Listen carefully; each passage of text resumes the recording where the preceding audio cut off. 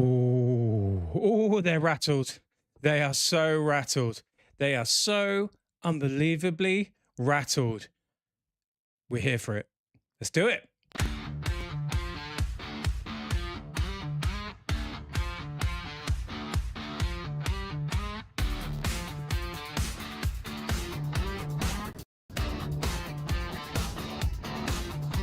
Good morning, good morning, good morning, good morning, good morning, good morning, good morning, and welcome to another Big Arsenal Breakfast Show. It is Tuesday, the 17th of March. I am your host, Edwin Ash. Boy, we've got a lot to get into today. We've got a lot to get into. I hope you're doing well. Thanks for joining us, as ever. We really appreciate it. A little bit of admin, like and subscribe if you can be bothered. It helps grow the show, etc. You know why I say this every day. You know why I say this every day. It's the same. If you like this kind of stuff, really helps us if you subscribe. It really helps us if you like, and it really helps us you being here, and we thank you for it. Thank you so much. Thank you so much. You can also get in contact with us if you want your Big Arse opinions on the show. You can get in contact at Big Arse Breakfast on TikTok, at Big Arse Breakfast on Insta, at Big Arse Brekkie on X, and on Blue Sky at bigarsebreakfast.bsky.social.blah blah blah blah blah blah. It goes on and on and on reading that one out. It really does. But yeah, thanks for joining us, man. Thanks for coming along. We've got a lot to talk about today. We really do. It's game day. It is game day. We're going to preview the second leg against Leverkusen this evening. We're going to hear what the boss had to say. We're going to have a look at some injury news. Predict Arteta's lineup, not ours. We did that yesterday. We did the Babs 11, what we'd like to see in the team yesterday. But we'll go with what we think Arteta will do this evening. What might he do? And we'll have a look at what the latest dickheads are saying online. There's been a lot of hatred coming Arsenal's way as we creep towards that finish line in a very strong position. A lot of journalists and pundits are really rattled. I can't remember a time that people have been so rattled by Arsenal. It's unbelievable, but also quite funny.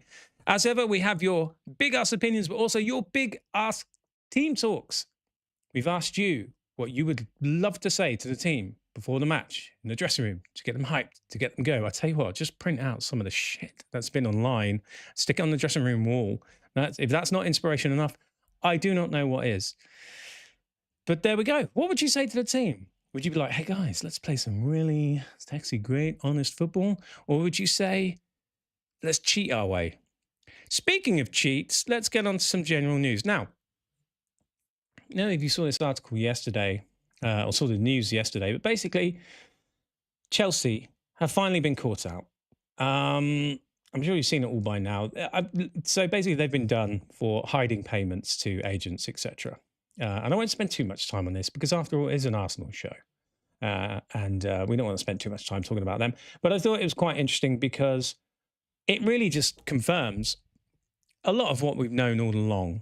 And how has this really affected Arsenal? Well, when Abramovich came along and started, I think it was David Dean said they were firing 50s on our lawn, some words to that effect. We basically knew that they basically came and stole all of it, didn't they? Let me just give you a summary of what this article is about. So the punishment, they've received a punishment for £10.75 million. They've also faced an immediate 9-month academy transfer ban and 1-year first-team ban suspended for 2 years. So they won't get that general transfer ban. My understanding as a journalist, as a podcaster, is they won't get that ban unless they carry on misbehaving. So the crime was the club admitted to making £47.5 million in secret off-the-books payments to unregistered agents and third parties between 2011 and 2018. Why is there no points deduction, people are asking? Well, Premier League confirmed that even if these payments had been recorded, Chelsea would not have breached profit and sustainability rules during those years. Why hide them? I don't understand that. Someone tell me why. Why would you hide the payments if you weren't going to breach PSR? Fine, but why bother doing it? Is it just the love of being sneakiness? Is that what it was by the owners at the time? Oh, we love being a bit, oh, let's be sneaky. As someone said to Abramovich, you can declare this. We are within. No. Let's do it dirty. So it's allowed them to avoid a points deduction penalty. They were also proactive in self-reporting. I have to say, you've got to give it to Todd Bowley. You've got to give it to the club in a way, sort of. I mean, it's a hollow victory, but they did report this themselves. When they took over the club, it appears to me that they found these problems and they effectively said, we need to come clean about this. This is what's happened before. We'll come clean and see what happens. And that's why they've avoided a points deduction, unlike where that might sit with City, who are wrangling, fighting, shuffling papers around, all that sort of stuff, which we'll come to in a minute. These are historical breaches, obviously, from the time of Roman Abramovich. No shit, Sherlock. And the Premier League report explicitly, they've named several high-profile stars whose transfers were facilitated by these underclosed payments. It is important to say, I have to say, there is no suggestion of wrongdoing from the players themselves. That's very important to say. And to be fair to them, how would they know? I mean, really, what would they know about this? So at no point have the players been involved in this, shenanigans. But the primary names mentioned in the report, this is quite interesting reading, bear with me. The primary names mentioned in the report that occurred during that time were Eden Hazard, Willian, Samuel Eto'o, David Luiz. I mean, what was that? That transfer, didn't they sell him for like 50 million and then bought him back? Nemanja Matic, Ramirez, Andreas Schüller, and Andreas Christensen. There's also a number of redacted player names in there. For what reason, I'm not so sure. Probably, maybe they're still playing. I don't know. And yeah, basically, I think the only thing that really will affect them is the immediate academy transfer ban, because obviously they make a lot of money out of that. Somewhere, an area that we don't. They make a lot of money out of their academy. We do not. So that's going to affect them financially. And how did this affect Arsenal? Well, as I said, I mean, we knew it was chicanery. It was something that we all knew to a certain extent, that not everything was above board when it came to that. Not everything was above board.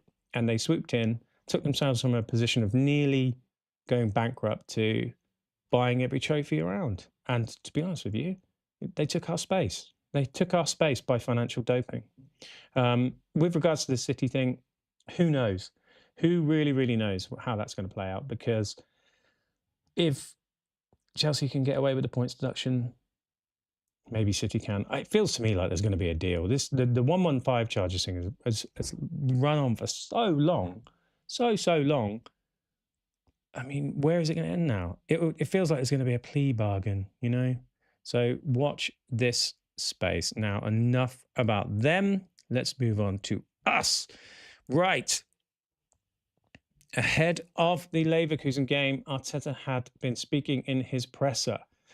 He spoke about the match and atmosphere. He said, we know what we have to do. And in front of our crowd, with our people, putting all the energy in the world again, hopefully we're going to do it. I think in a way that we can contribute, help support the players, give them confidence and energy. We have to be there. And I think it makes a difference. Excuse me. A little bit croaky this morning and probably still got a sore voice from celebrating Max Dalman's goal. Yeah, he always does this, doesn't he, for the Champions League nights? He always tries to rally the crowd. I think an acknowledgement that we know that the crowd has been at times a little bit nervous, a little bit tetchy, but he knows what a difference they can make. And I love it that he does this. He then went on to speak about Max Dalman's impact and maturity. To do what he did in such a moment, very rare to see, or impossible almost. He's done it, and now it's football. He takes it very normally, and he knows that this sport is about today. Depending on the game and how he reacts, I think his reaction has been really positive, and in relation to what we need in the game, it's always a possibility. I'm talking about whether he plays. I hope he does at some point. Features. Team news and key injuries on Odegaard, Timber. Yes, both of them are out. We're really pushing for Martin. He really wants to try and be available for Sunday, League Cup final, but we'll have to wait and see. On Ben White, which a lot of us have been wondering, like, what is going on with Ben White? A lot of us have been wondering about that. He said he's in a much better place. He's been very unlucky this season. We know what Ben gives us when he's at his best, and he trained today. On the challenge of facing Leverkusen, he said, especially in the first half, we allowed counter-attacks there, which is the worst thing that we can do against them. We will step up, we will make better decisions, and have a lot of quality individually in a lot of areas of the pitch. Or sorry, they have a lot of quality in several areas of the pitch, my bad. And like every team, they have their strengths and their weaknesses. We try to target them. And then on the hunger to win, he said, probably the will to win increases year by year when you've been so close as well. Stay focused, live the present, enjoy it as well, because we have to feel privileged where we are. He also spoke a bit about Noni Madueke. He said he had the big game temperament. He said his personality is basically big. All of this, by the way, I've completely robbed it from the Arsenal website and truncated it to make it a little bit more digestible. But there's loads on the Arsenal website, and I would implore you to go and read it all. It's really, really good. He said on Noni, he's got the personality, especially when things are difficult, to step in and make aggressive decisions. Yes, he has the quality to deliver for sure. He also spoke about on the website about Martin Odegaard being a good mentor for Max Hjulmand, because, you know, Martin was a sort of teenage wonder kid as well, ended up at Real Madrid. He's had the experience. It's good to learn from Max. He mentioned Mavropanos. He was asked about Mavropanos. He basically said, yeah, he's a very good character. Wished him all the best. Loved seeing him doing really well. And then lastly, which has not really got a lot of traction because we won the game. But he did say about the Everton penalty, he said, watching it live, very disappointed that we didn't get a penalty because it was very clear. I mean, it was. I don't know if you saw, is it Dermot Gallagher or someone, Sky Sports, they were doing their normal, you know, PGMML Pravda show. Even he said, doesn't know why that wasn't given. It's a mystery, isn't it? It's just such a mystery. Okie dokie. So, just a quick look at the injury news. Ouch! So, injury news, there we are. What we know, Timber, Odegaard, but Trossard felt good in training as well. I reckon at some point he will be on the pitch. That's my theory. We'll come to our Arteta predicted 11, but I reckon he will feature. He's too good technically not to in a game like this. That's my theory anyway. On Leverkusen, I mentioned this on yesterday's show. I'll just recap that briefly, not to rehash old material. It's not within my nature to do such a thing, obviously. So Leverkusen drew with Bayern at the weekend. Not all is what it seems on paper. Bayern did go down to 9 men eventually. Garcia opened the scoring for Leverkusen in the 6th minute. And then Nicholas Jackson got sent off in the 42nd. But they did equalise through Luis Diaz in the 70th minute. And then Luis Diaz went and got himself sent off in the 84th. Leverkusen had about 10 minutes in total to try and get the win. They couldn't do it. I think they fashioned one chance, clear-cut chance, but they couldn't quite beat Bayern. So if you're looking at that again, ooh, oh my God, rigid display against the second best team in Europe. Yeah, sorry. The second best team in Europe. But no, it wasn't quite that. And I would say they don't travel away. But who knows? Maybe I'm jinxing all this now. Maybe I'm jinxing the whole thing. That result takes them from 8th to 6th in the Bundesliga. And they are quite off the pace to make it into that top 3 for Champions League. They are 5 points behind. They can do it. They go on a run, but they may not even make the Champions League next season. That's where they are at. Okay, predicted 11. Excuse me, predicted 11. Let me just move this over slightly because it looks a bit weird. So this is what we predict at the Babs HQ. Raya in goal. I think Mosquera keeps his place at right back. Obviously, because Timber's out and Ben White is just not. He's not got the fitness levels up enough. Saliba, Gabriel, Hincapié. I'm going with Hincapié on this. I suspect Arteta will go with Hincapié on this. He might start Calafiori. Maybe he might be a little bit more bolder going forward. We know that the slight difference in profiles between them is basically Calafiori likes to roam, Hincapié likes to destroy. So I would suspect that he's going to go Hincapié to a little bit more security. Zubimendi, Rice. I think Madueke is going to get the nod on the right wing. I think he's going to get the nod on the right wing, and I think he deserves it because his performance last week against them, I think he's got them rattled. Eze in the middle, I suspect Martinelli on the left because, you know, what else have we got? And Gyökeres up front, maybe Havertz to... I'm not sure Havertz starts. Not twice within 3 days. I'm not sure his fitness levels are there. So that's what we predict. Raya, Mosquera, Saliba, Gabriel, Hincapié, Zubimendi, Rice, Madueke, Eze, Martinelli, Gyökeres. Now, in the chat, good morning, G-Dog. Thank you for joining us. Thank you, G-Dog, for joining us. Good to see you again. G-Dog has said, morning, we have to win well tonight, brackets, good performance, to have confidence required for Sunday. And then he's put, Sammy Mockbell reckons Bayern will win the Champions League. To be honest with you, G-Dog, looking at the way we've been a bit gassed of late, I wouldn't put it past Bayern. The thing they have as their advantage, of course, is they don't have any tough games. Bayern Munich do not have any tough games. It was the same with PSG last year. The league is so weak where they are, they race ahead to a massive lead, and then they can rest players to their heart's content. PSG did exactly the same last year. I think PSG was something like 18 points clear last year. They'd wrapped it up by the end of February. In the case of Bayern, I think they are 16 points clear at the top of the table. I mean, they don't have any tough games. They can rotate heavily, whereas we're trying to fight on all four fronts with the potential quadruple. Not that I believe that we'll get that, but and that's why Bayern will be far, far fresher than Arsenal would ever be if we made a final against them. On your point about having to win with a good performance tonight to have confidence required for Sunday, I think we just have to win. But I know what you mean. We want a fluid, clicking, sexy, lovely fluid style attack to go, yeah, we can have these lot on Sunday as well. But I think the most important thing is obviously the win. And then G-Dog just finally said, why are we not seeing Havertz with Jock, Eze off the left? That's what we predict. That's what we asked for in yesterday's show, G-Dog. The Babs crew had really, really wanted to see Eze off the left with Havertz and Gyökeres, Havertz in behind Gyökeres. Why are we not seeing it? Well, Eze hasn't played there since that Aston Villa game, has he?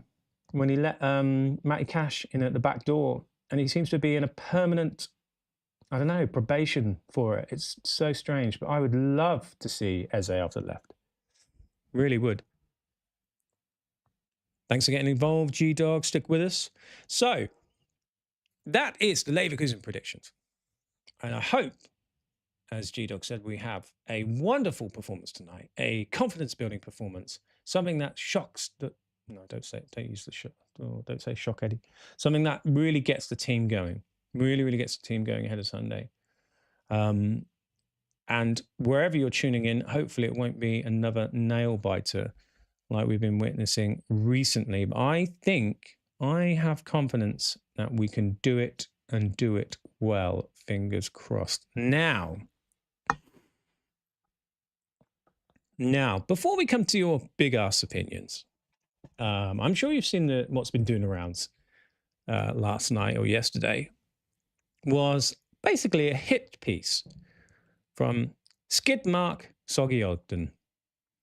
And I'm going to talk a little bit about this and then we'll cover it in the big ass opinions. So basically, his latest piece is essentially, Arsenal are good and I hate them. It's transparent rage bait. It's like a cynical attempt to harvest clicks by insulting a fan base as intelligent. This is why modern sports journalism is in the mud. It's basically become a failed medium where the goal isn't to analyze, but to irritate. He posited that winning, the very point of the sport, is somehow a backward step just because it doesn't fit with his preferred aesthetic. To suggest that a team chasing a quadruple is detrimental to football is pure intellectual stupidity. It's an argument that the efficiency of a winning machine is like a personal insult to those who prefer style over substance. I mean, he whines about set pieces as if it's a goal, like a goal from a corner is less than one from like a fancy dribble. And it's a fake hierarchy of merit. If winning loads of games is ugly to skid Mark Ogden, the problem isn't the tactics. It's his own joyless expectations. He's failing to reconcile excellence with his own narrow-mindedness. And frankly, it shows why his brand of journalism is dying. And I just wanted to have a say on that. So, big ass opinions. Apart from the two penalties he gave away, Shesh will never leave the sack your school of life, mate. Way too dry.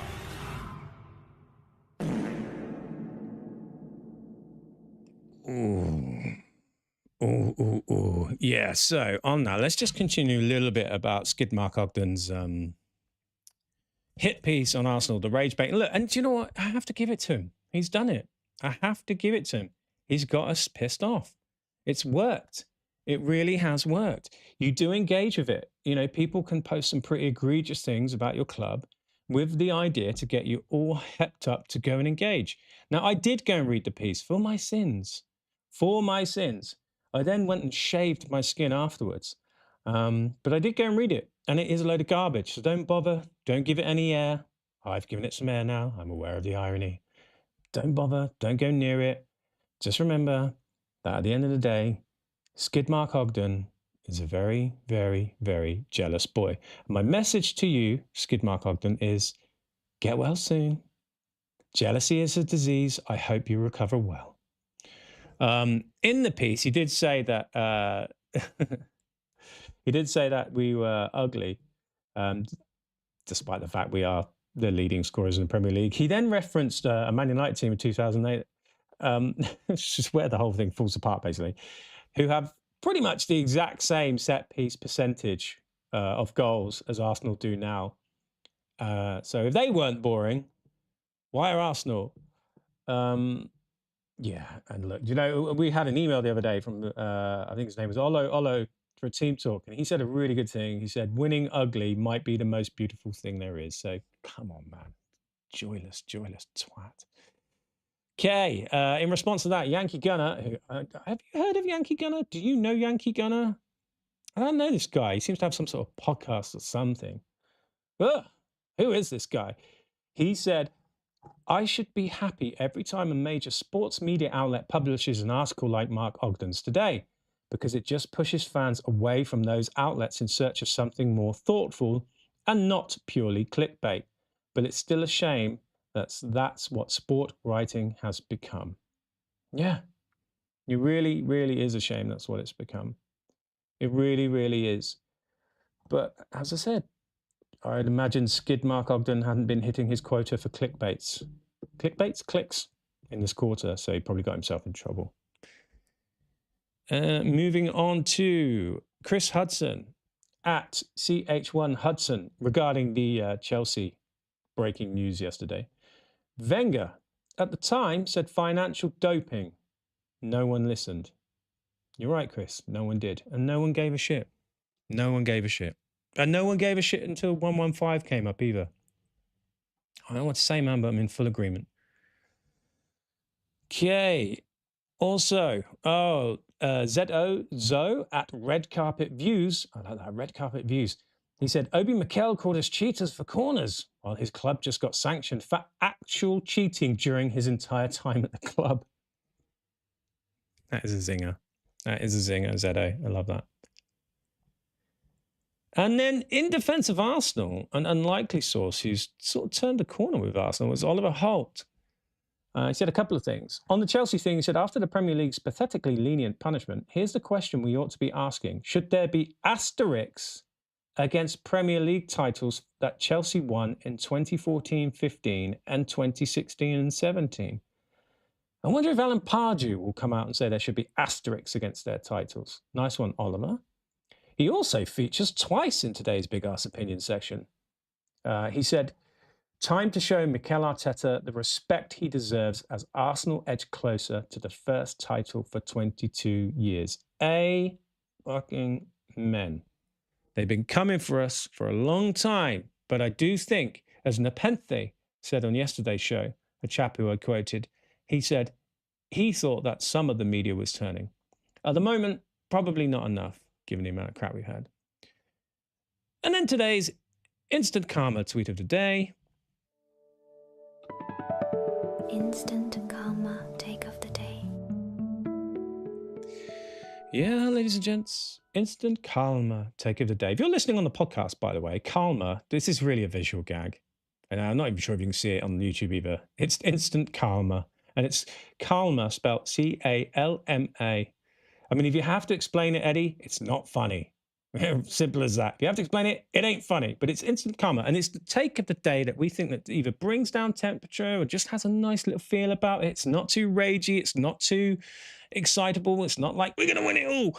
Or, I hate everyone. It's just that kind of, okay, let's have a little look at this as an idea. And I just like this one. I felt something that got a little bit overlooked in the Max Dowman celebrations, and understandably why, was about Gyökeres. Now, not to spark a debate, but Met at AFC Met, who is the host of the Can You Believe It podcast. If you've not listened to them, if you've not, I'm sure you have. If you're not, go and check them out. Really, really good.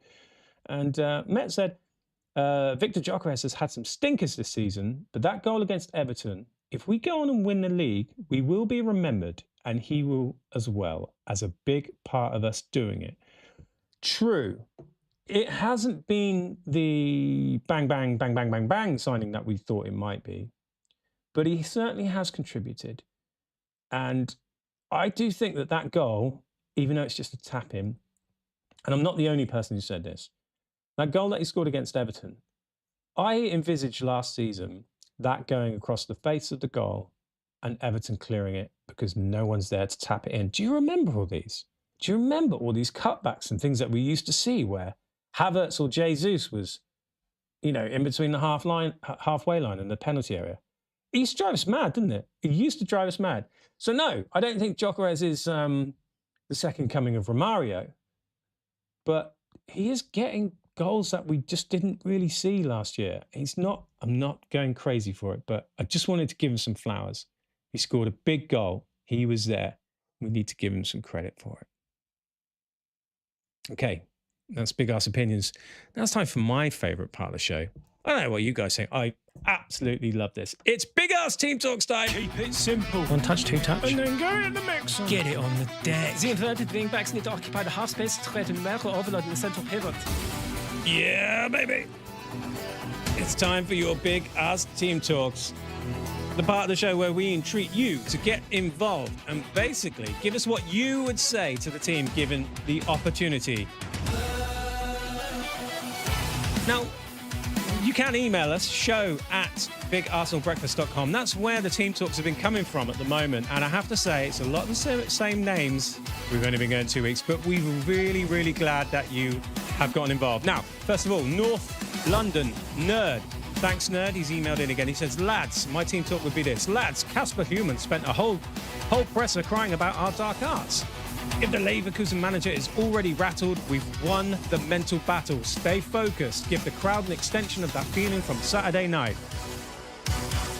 Thank you, Nerd. Solid Ben emailed. Solid Ben emailed. He said, the 1-1 in Germany was the hard work. Now we finished the job. We don't need to be frantic. Just maintain the structure. Leverkusen will try and catch us on the break like they did to Bayern. So keep the back door shut and let the Emirates crowd do the rest. Professionalism wins this. Well, hopefully it's not a flaccid attack, Solid Ben. No. And then James 1886, he emailed in, he said, don't play the opponent, play the moment. Everyone is talking about the pressure, but I want the team to find the silence in the noise. If we play with freedom, the goals will arrive like they're written in the stars. Come on, you Gunners. Yeah, thanks, James. I love that. Awesome. And that's it, ladies and gents. That's our show today. Thank you so much for joining us. Thank you for getting involved in the chat. You know where we are on the socials. Tickle the like button if you can be asked. Subscribe, please. It helps us grow the show, as you well know. But whatever happens tonight, hopefully a banger. And whatever happens as ever, we will cover it again tomorrow morning, 7 a.m. See you there. Get your arse in gear.